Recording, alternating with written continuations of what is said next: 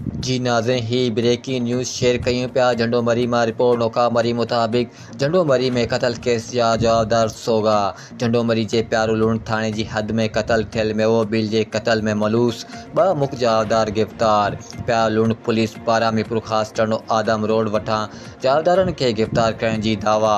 गिरफ़्तार जवाबदारनि आतम bill वालिम bill पारां police आॾो ॾोह जो एतराफ़ पूर्ण कयो वियो आहे। पुलिस जवाबदारनि मूजिबि मक़तूल मेवो बिल खे फ़ोन करे घरां मोटरसाइकिल ते खणी वियासीं।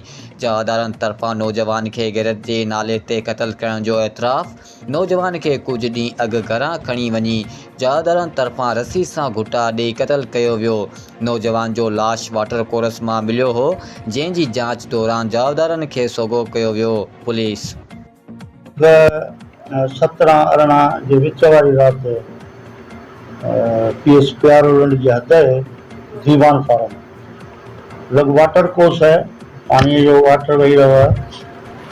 उनमें नाले मेवो पुट मोहन भील उम्र तकरीबन 30-32 साल जो लाश जो असांखे हथ आयो।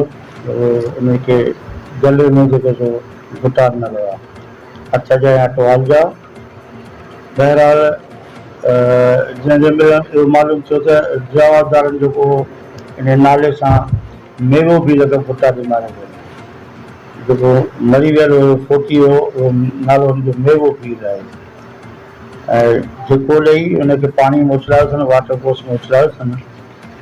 नामालूम जवाबदारनि जे ख़िलाफ़ एफ आई आर दाख़िल थी।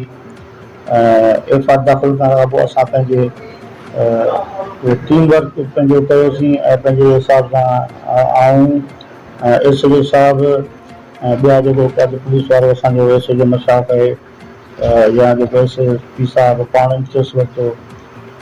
असां जवाबदारनि खे पहुतासीं, डिजिटल इंक्वायरी कईसीं। इंक्वायरी में असांखे जवाबदारनि जी इंफॉर्मेशन मिली, जो उन इंफॉर्मेशन में जवाबदारनि खे असां पहुतासीं ऐं जवाबदारनि खे गिरफ़्तार कयोसीं।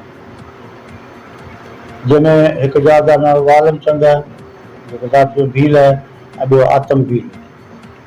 हाजी ख़ान ताल पुलिस साहिबु असांजे प्यारूलुण जी हद में उतां उनखे गिरफ़्तार कयोसीं ऐं जिन खे वरी पीएस ते वठी आयासीं ऐं उन खां पुछा छा थी इन्वेस्टिगेट कयूं, सही प्रॉपर नमूने सां इन्वेस्टिगेट कयूं, जंहिंमें उन्हनि पंहिंजो ॾोह जो ख़ुदि एतराफ़ कयो।